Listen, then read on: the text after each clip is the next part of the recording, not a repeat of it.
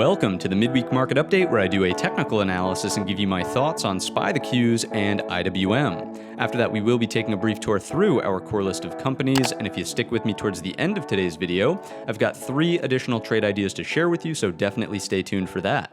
Let's kick off today's S&P analysis as we always do with our sectors: who was leading, who was losing, and where was the weight. The XLC for the communications sector was ironically at the top of the list today, up about 0.25% as measured from the prior day's close. From today's open, though, this is where the irony sets in. Of course, it was the true laggard on the day's session, down about 1.66%. It should have been at the bottom of the barrel here. We know a lot of that was due to the sort of gap and fade inside of Meta, which we'll get to throughout the course of today's video. At the bottom of the barrel, as it's displayed, we see the XLB for the materials sector down 1.23% as measured from the prior day's close. The true winner on the day's session, up at the top of the pack, would have been the XLE for the energy sector. It's the only morsel of green that we have there on the sector sort of distribution. And as we know, energy is D for defensive, so the sector distribution, regardless of how you measure it, is not bullish by any stretch of the imagination. Let's take a look at the heavier weighted sectors. The XLK, the tech sector, is the heaviest of them all, down about 1% from the prior day's close, 1.5% from today's open.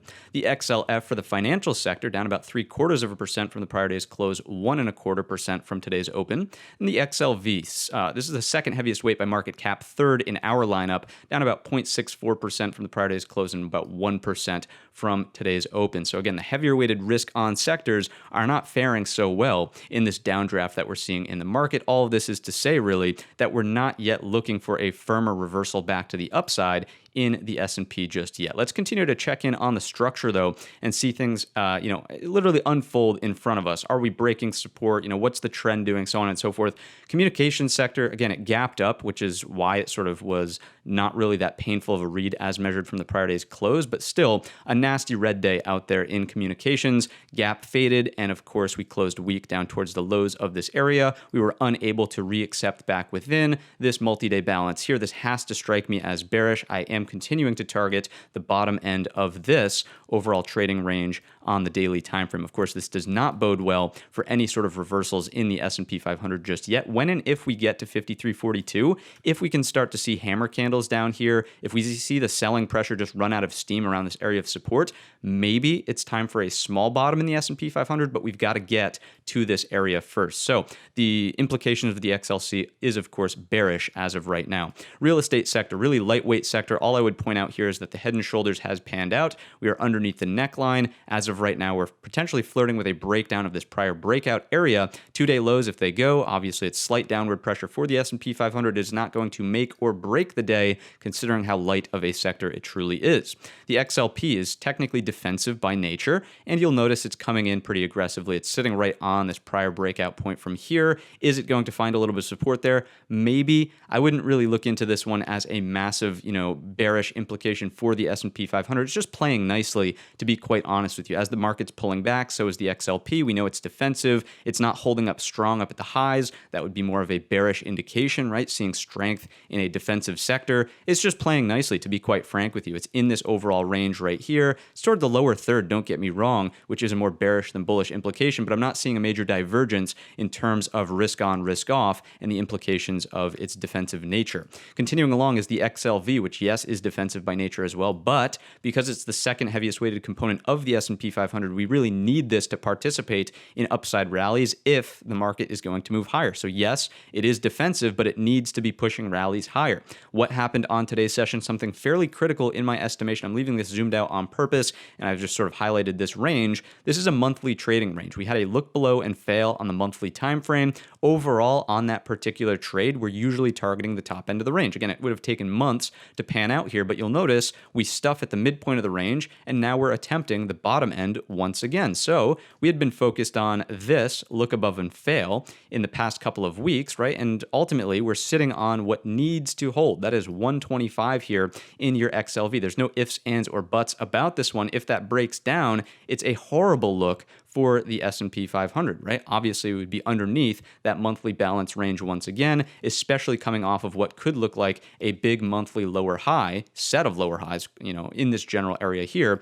from there to there. Obviously here, your next target would be the equal low closer to, what would that be, 119, somewhere around that area. So of course, that is big bearish pressure for the S&P 500. Currently, the candle structure as we're approaching this critical area of support would not suggest whatsoever that the buyers are stepping up here. Notice again, we close weak at the lows. There's no lower wick. There's no buying pressure off of that area. Strikes me as a bearish look for our S&P 500. Not great here in the XLV. Next up, utilities. This is D for defensive. It's finally poking underneath this prior pivot high from in here, which is a decent look, but overall, it's not really, it's not coming in aggressively enough where I would say, all right, this defensive sector is cooling off a little bit. It's not as bad as it might seem from that divergent sort of risk on, risk off perspective. So overall, utilities coming in, step in the right direction, but it's really got to get closer to this 72 handle, which is what we've been discussing in some of the pre-market live streams, right? Getting back down closer to that, the midpoint of this overall range here, that would strike me as a more comfortable spot for utilities to be hanging out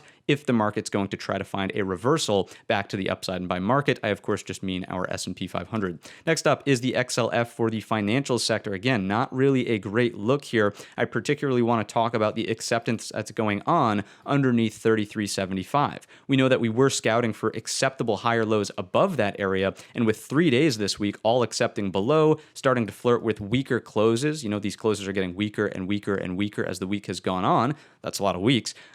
But it just doesn't strike me as being a good look for the risk-on sectors starting to outperform again and finding a turn here in the marketplace. So if you're looking for the market to be bullish, none of the data points are stacking up. If you're looking for the market to be bearish, obviously these are the data points you want to continue to see progress in the downward direction or just continue to deteriorate. So the XLF does look like it can rotate into 3250, which is continued bearish pressure into the end of the week. Next up, we've got the XLI for industrials, 7% of the S&P 500, again, falling off of a cliff, really sloppy look, but it's kind of a pseudo head and shoulders underneath this area here around 94.65. It's not going to make or break again because it is fairly lightweight. It's not as light as real estate, but nonetheless, I'm not reading into this too much. To me, it definitely is just a little bit more of a add to the bearish drag, but it's not going to make or break our marketplace. Next up is the energy sector. This is our possibly most defensive and risk-off sector, right? We know that as energy prices generally increase, less discretionary spending, which, you know, impacts our big growth-oriented sectors. That's kind of besides the point, but look at what's going on here, right? We got a gap down finally in energy. This thing was cooling off after this run here as the market had been deteriorating the past couple of weeks. And where did it hold up? Right at the back test of the breakout level, right? We had talked about this ascending triangle pattern. We had kind of looked for a break and retest here, and it gave us possibly what we didn't want to see if we were looking for a bottom in the S&P 500, which was support around 78.41. If this was going to be more of a risk on look and not defensive still, this should have come underneath 78.41, and it simply is not the case here inside of energy. So this still supports the idea that, hey, it's kind of risk off as of right now in the marketplace. And we've been saying that for quite some time, right? As energy had proven to outperform and hang out here and even start to rally above this breakout point. So that little red flag that we had started out with that then turned into a medium-sized red flag is now still acting as a large red flag with this break and retest around that 78.41 level. Next up, we've got the XLK, the tech sector, perhaps the most important sector of them all. Notice that we've completely failed to support at the 50 SMA. We've got another weak close down at the lows of today's session. It is all about 133.82 at this point in time. To get there, of course, that is a little bit more bearish drag for the S&P 500, but this is a critical line in the sand. The structure is going to be roughly equivalent to what we'll discuss in the S&P in just a moment here, but this big breakout level, right? Remember that. Boom, we got a break, retest, and rally. If that fails, then this certainly is not looking great from the higher time frame perspectives, especially those weekly charts, which we usually check out on the Sunday videos. Apologize for that. So on the Sunday videos, we will, of course, reassess the trend there, but this is your must hold, 133.82. If we go sideways above it, I'm not saying it's not bearish. Of course, that is putting in a bear flag in this general area if we get something that looks like that, but it's at least a little bit more neutral on the day-to-day into the end of the week. Now, ultimately, if we do get the bear flag and it breaks down, you know the drill. We've got to change our tone and we're back in the bear camp. I've been pretty good about changing my tone when I need to when we break these key structures. We were quite bullish in this section of the chart, and obviously we're changing as the market conditions change as well. So here we go, XLY. What's going on in consumer discretionary? Again, we're not quite as bearish as what we just saw in the XLK. Notice that there's your break and retest level around 148, we'll call it for round number's sake. Still holding up at the 50 SMA. Certainly still have, though, this head and shoulders look. So as long as we're underneath 162.72, 162.75, 163, even if you like nice round numbers, it's still in the bear category, right? There's still a clear chance for the bear pattern panning out and lower highs to be produced here on the daily time frame. We do, of course, have a weak close down on the lows of today's session at the 50 SMA. If we get a relief bounce again, it might be a little bit neutral to slightly bullish into the end of the week, but in the grand scheme of things, this is the level to watch, 162.72. As long as we're below it, bears are in control. If we can put in a higher low above, it starts to flip the script back to the upside, no doubt about that, but one step at a time. Right now, the price action indications are quite bearish. Last but not least, we've got the XLB for the materials sector falling out of the sky here. Nasty moves to the downside. Lightweight sector, again, this is not going to make or break a marketplace, but it definitely is going to add a little bit of bearish pressure. I mean, as these big, or not big, but as these sectors are all moving in conjunction, that's when you get those nasty, 100-point down days in the ES. So nonetheless, what do we see here? A breakdown of a critical support around 76. Next target is here around 74. Just look for more downside based on the current look of this chart. Certainly would not suggest any major reversals back to the upside as of right now.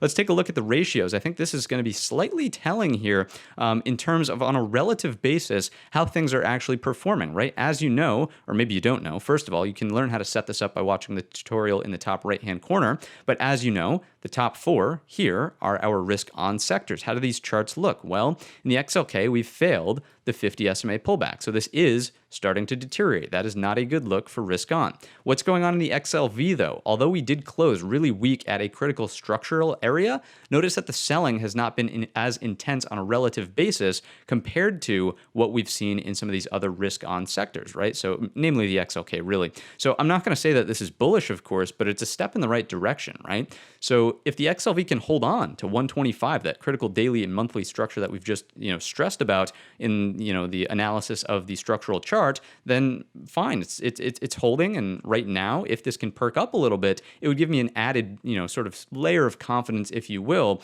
that maybe the selling slows down just a bit in the healthcare sector, which keeps the market more neutral. So I'm definitely keeping an eye on this divergence compared to what's going on in the XLK and pairing that with the 125 level in the XLV structural chart itself. Nonetheless, what else do we see here? XLY, as we mentioned, relative strength there. So this is still doing okay.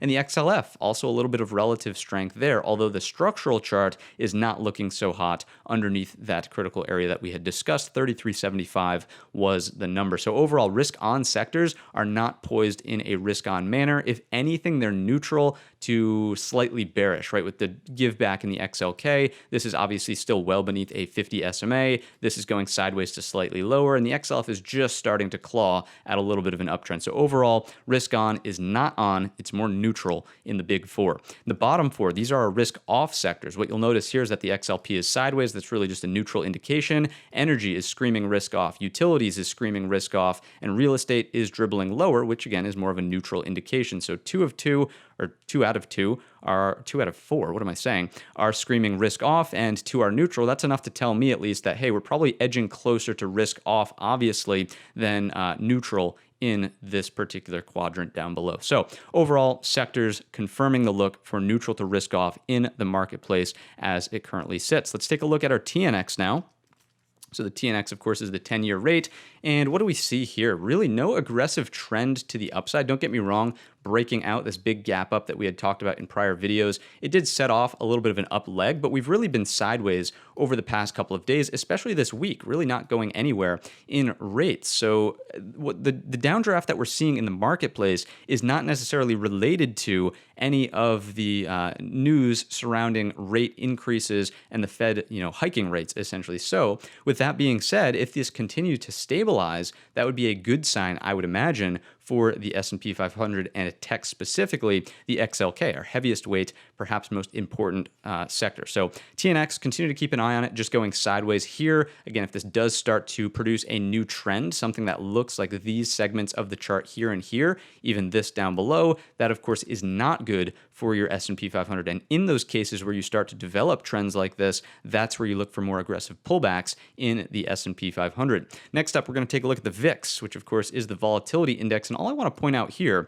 is, well, I guess it's twofold. Number one is that although the selling has felt hot and heavy, especially what happened on last Friday, notice that the VIX did not make a move into like some of these extreme levels. And we briefly touched on this in the Sunday video. But if we were to get into these levels, that's when you start to see those capitulation type bottoms. Now, what would that require out of the SPY in terms of relative basis selling, right? So let's just quickly look at the SPY. We'll go back to the VIX in a second.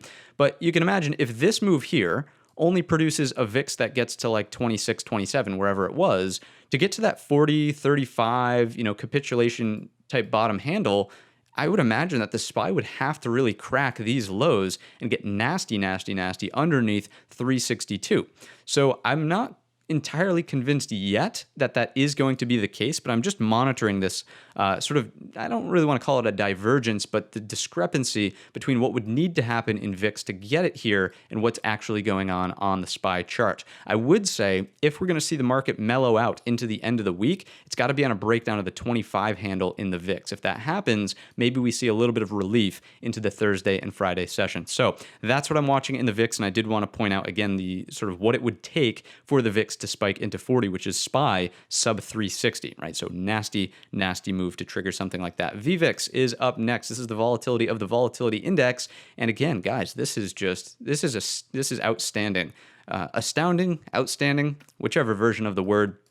Look at what's going on here, sideways at these fairly historic lows around 85. We know that 103 was the floor during all of the sickness. You can see all the times that the VVIX was above that. We're firmly below now, and this continues to indicate that no one is hedged properly, which is exactly the case that we've been building the past, really long while here, ever since July, when we've realized that the VVIX was so low that when and if a sell day does come, it's going to come hot and heavy. Like hotter and heavier than you could even imagine. And that was a prime example of what happened on last Friday, right? And so all I'm saying is that these conditions have not corrected. No one is hedged properly currently. No one's buying SPY puts. No one's buying VIX calls. I will say that there was a slight uptick in VIX call buying today. If we quickly go on over to the trade tab and open up our statistics for the day, if this wants to cooperate. This is going to lag out here for a second because options time and sales is a beast to load. So hopefully that can collapse and it will clear up. There we go. So look at the call sizzle index here in the VIX. So there was some increase in VIX call buying, but not to the degree that would correct the VVIX itself. So again, if you just want to take a simple takeaway from this sort of analysis of volatility, I would say we haven't quite seen anything yet if the market's going to see a capitulation type bottom. And if a sell day does happen again, be prepared for something similar to what happened last Friday. Okay, that's the volatility takeaway there. Let's take a look now at the SPY and its levels and what's going on here in the charts. Of course, big breakdown on Friday. I sort of had to reacquaint myself since we did the mobile command station on Sunday, but nonetheless, continuing to see these breakdowns, right? Coming into the lower edge of the weekly expected move. Remember that when you breach one, the odds of breaching the next are increased. So this week's expected move, I wouldn't be surprised if we dribble lower and potentially get into that line in the sand, 390.85, which is also the support trend line, right? We have not yet interacted with that. I'm not drawing this in to say, hey guys, we're still in an uptrend on the daily. That's certainly not the case. We do have lower highs as well as clear sets of lower lows. The daily trend is lower here, but I do want to point out the confluence of support around that 390.85 if we continue to drift lower into the end of the week. Now, again, when you breach one expected move, usually it means you might have a string of them on your hands. Would I advocate for being a new money short down at these lows, though? Not really on anything longer than a scalp basis, just because we're coming into that confluence of support and we're outside of what the options market had already priced in. So because of that, I would be skeptical of new money shorts here. Really, the time to get short was on the gap fill reversal come Monday. It was on the breakdown of Monday's low on Tuesday. Failure of the 50 SMA. There were a number of times to get short earlier on in the week. I think that you're pushing your luck here, looking for new money shorts down towards the lows of this little range that we have. I'm also not advocating for longs. Okay, let me be abundantly clear about that. I don't think that there's anything to do on the long side here unless we really start breaching aggressively 399.50. We talked about this in the pre-market live stream. If I drop it to an hourly time frame chart, This was the value area from the Tuesday session, and we accepted firmly beneath it on today's session. So if we were to make a move above it, that's where I think shorts late to the party start feeling some pain, and maybe there's a small short squeeze to the upside. Please don't misconstrue what I'm saying. I'm not saying that the SPY rockets up to like 420, 425. That's not what I mean by short squeeze. I'm just saying there will be added buying pressure with these shorts late to the party closing out if we can take out 399.50. So that is a critical upside level. I wouldn't be so concerned with this 402.80. We're actually going to remove that. And instead, I would start looking at this a little bit higher. 404.50 strikes me as the target on the short squeeze up towards this area in here. So I'm just going to quickly adjust that to a duller gray. There we go. That strikes me as being more appropriate. In the grand scheme of things, let's go back to the daily time frame. We know that the bears are firmly in control as long as price remains beneath 411.78. That's really the scene of the crime from last Friday. Lower highs can be produced underneath that, and obviously it preserves the daily downtrend. So overall, bears in control, only looking for a small scalp squeeze to the upside over 399.50 and not pushing our luck with new money shorts to the downside here in the S&P 500. Let's take a look at the internals. If you don't know what the internals are, I've got a tutorial for you in the top right-hand corner. As that loads, you can check out that video. It's going to tell you what this is, how to set it up, and sort of how it will help you make better intraday trading decisions. All I want to point out here is that as we've been seeing more continuation to the downside, the market's actually been slowing down just a hair in terms of how bad it actually is under the hood, right? So on the volume perspective, Monday we can chalk up as a digestion day of Friday, right? There's no real takeaway from that. But look at what happened on Tuesday as we did see that expansion to the downside. The volume just scratching at negative 300 million, whereas last Friday clearly well below. And on today's session, although yes, the trend was clearly down, it was above negative 300 million here. Same thing holds true in the advanced decliners. This did start above the zero line, worked its way negative, hung out in trend zone. This would have been much more bearish on Tuesday if we opened and just stayed here in the first place. And of course, on today's session, above and not even getting to trend zone towards the end of the day. The cumulative builds are also getting weaker as we've sort of progressed here towards the end of today's session on a Wednesday. So I'm not saying again that this is just all out means to go long immediately come Thursday morning. I'm just pointing out that I don't think that the momentum is there anymore for new money shorts at the lows of this range, okay? Next up, we've got our market profile, there, and I've got a video tutorial again that explains some of the terms in the top right-hand corner. What are we looking at here? All I want to point out is really the fact that the point of control has consistently migrated lower with price, right? So here you go on Monday, lower underneath the Friday sort of disaster day, if you will. Tuesday, lower point of control. Today, Wednesday, lower point of control as well. The value area has consistently been shifting lower here as well. So this sort of will counterbalance the slight bullish takeaway about selling slowing down from the market internals and say, hey, value area is continuously progressing to the downside. You know, sellers are still firmly in control, right? So it's a healthy balance of putting all these data points together. I do still feel like it's not really wise to be getting short in the hole down towards these lows, but value area is drifting lower, point of control is drifting lower, which is a bearish implication. Let's get back on over to the platform, round out the broad market, and get through our core list, and then I've got those 3 trade ideas for you. If you've enjoyed the video so far, do me a favor, hit the thumbs up button, drop a comment down below. Feel free to share the video with a friend. That's always cool when you get shares on videos, but let's dive into the Qs. What's going on here? Very similar to the S&P 500, but we're already at the support trend line coming in from the lows. Yes, we do have really weak closes, weak close at today's low as well. We're underneath the 50 SMA. Will we see a bounce off of the trend line, though, is the question. Just like in the SPY, I do have some squeeze levels for you.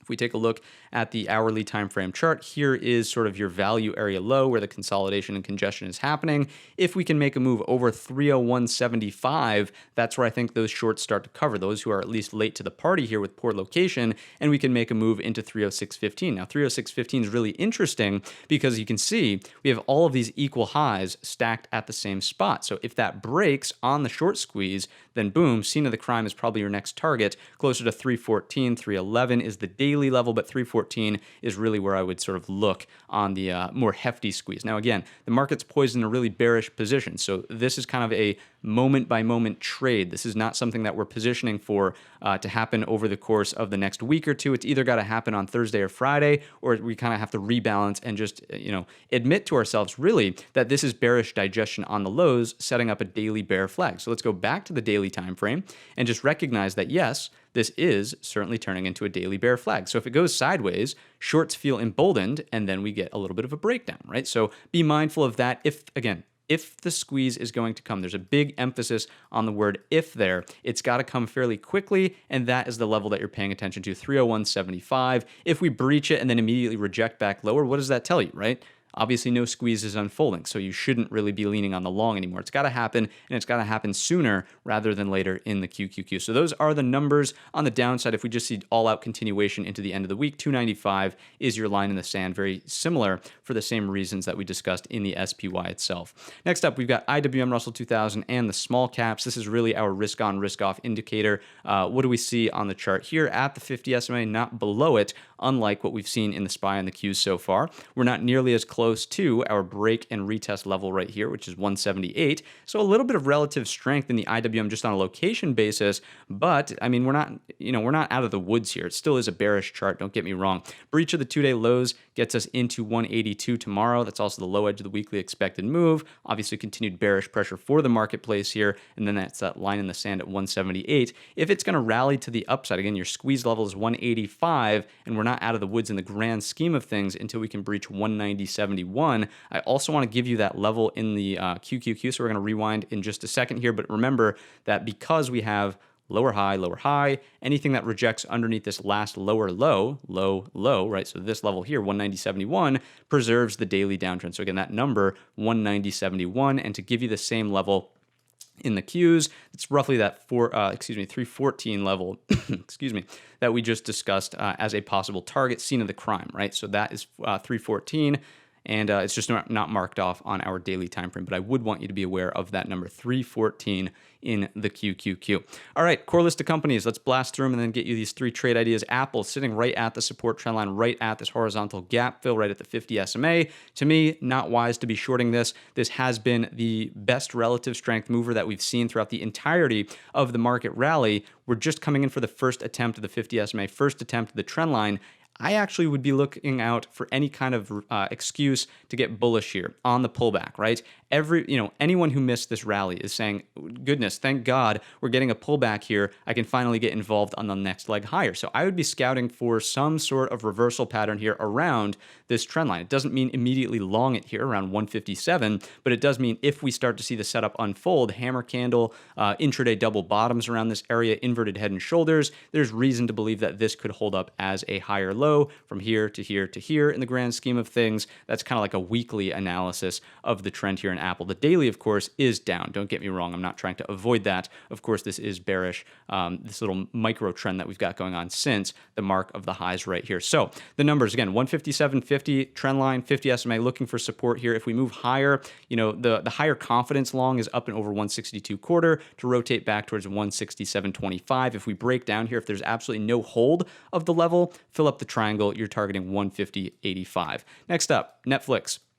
Really boring, honestly, in Netflix. This is not participating in much of the sell-side activity. We really just have a trading range, a balance area. So if we take out the top, we know there's something to do. If we take out the bottom, we know there's something to do. We can have a look above and fail. We can have a look below and fail. There's a number of possibilities here inside of Netflix, but they're really only going to start on a breakout of 234 or a breakdown of 220.75. So those are the critical numbers. If we take out the top, over the grand scheme of things, we are looking for 250. If we take out the bottom, 220.75, I would argue that there's a bump in the road at 215 that's fairly significant. It's the first higher low pullback here after that earnings rally. And then if that breaks, probably going to be confluence with the 50 SMA over the course of a couple of days anyways. If those both break, that's where your bigger sell-side trade can unfold into 204.25, which, as we know, if I scrunch up the chart just a hair without skewing the viewpoint here, there we go. Prior highs, gap fill, and reversal from that earnings run. So that's Netflix. Overall, just a trading range, 234, 220.75 on the downside. Next up, Tesla. Tesla's coming out of a trading range. So this is kind of Netflix, I don't want to say 2.0, but this is a possible outcome of a trading range, right? We have a breakdown of the trading range. So now we have two equal lows. If we can breach these lows, look left, there's fairly thin structure in here. It might look kind of congested on the daily, but don't be fooled. If I go to an hourly time frame chart, notice how it's pretty much straight up, straight down, straight back up. There's not a whole lot of structure in that overall area to be targeting. So I do think that in the grand scheme of things, 255 will be your downside target on the breach of 273.30. That's Tesla downside. If it's going to turn into a look below and fail, so something that does this, we've got to get a higher low above 280.15. I would love to see it actually above 287.50 because this is also where we've already put in a big rejection on the Tuesday session, right? No love at the high from Monday, no love at the bottom of this smaller range here. So to me, to get bullish on this again, I would want to see some sort of higher low that does this, and that will flip the script back to the look below and fail. Anyways, continuing along, Google, what's going on in Google? Bear flag building out here. Complete failure to hold the gap up, so bear flag, there it is. Breaches of 108.25 are bearish into the bottom of the daily balance, something that looks like this. That would complete the look above and fail trade, right? So here's your failure. We close back down underneath, targets the bottom end of the range. Again, 104 is the number there. If the shorts are going to get squeezed, it's got to be on a breach and hold above 110.20, and your target is the scene of the crime from last Friday at 113.50. Next up, Meta. This one was the culprit, which sort of skewed our sectors over here. Of course, big gap up right into the 50 SMA. In the stream this morning, we warned people, hey, don't chase this thing long here. We're in a trading range on the daily time frame, and ultimately that did prove to be some decent advice. I'm not saying I shorted it. I actually didn't trade Meta today, but it's wise to know when to not chase a large gap up. You don't want to chase shiny objects, and this is a prime example of why. That's besides the point. What are we doing going forward? Of course, if we're just in this area here, choppy, sloppy, I wouldn't want to get involved. If we can take out 167.25, it's ultimately today's high in the 50 SMA, then there's reason to believe we rotate back to the top end of the range here, 172.56, and then from there we've got 177.18. That's a pie in the sky. Certainly don't think we're going there into the end of the week. With the week close, with the gap fill, or most of the gap fill anyways, I would sort of start to look out for this 160.50, any sort of price action that hovers just above and breaches, looking to get short on that breakdown for a reattempt of the bottom end of the range. Ultimately, on the daily time frame or weekly time frame, whatever you want to classify it, we are continuously being we have continuously been putting in lower highs here. So Meta kind of in the bear camp there. Next up, NVIDIA. What's going on in NVIDIA? Really nasty move to the downside here in NVIDIA. Not only was Friday horrific, big bearish engulf, or I guess it was across most of the market, but look at what happened on Monday, Tuesday, today, just complete follow through to the downside. So just like everything else, or maybe not like everything else, but just like SPY, I would say, I wouldn't really be shorting this one this late to the move, right? The breakdown was the 4-day lows. The breakdown was the gap fill reversal on Monday. It was the break of Monday's low on Tuesday. I think most of the move has already unfolded here. Could it rotate all the way to 145? It absolutely could, and that is a 100% retracement. Whenever we get a 100% retracement, we're watching for some sort of dead cat bounce. It's very rare that you just blast right through these things for massive trend continuation. So I think the move is mostly done inside of NVIDIA as we start to sort of slow down into this area of support. So just some numbers to pay attention to. Short squeeze can be produced up and over 154.65. Target is just here, 160.40. And then ultimately, any big lower high in the daily can happen underneath the 4-day breakdown, 169.20. Next up, we've got Microsoft. What's going on in Softy? We've got a bear flag. So bearish look here. Breakdown underneath 261 gets us to our prior daily support, 253.50. If it's going to squeeze, if these shorts late to the party are going to get sort of hurt badly, it's going to be over 266.65 to move through the thin structure from Friday's breakdown up to 272.75. I'll show you that on the hourly time frame.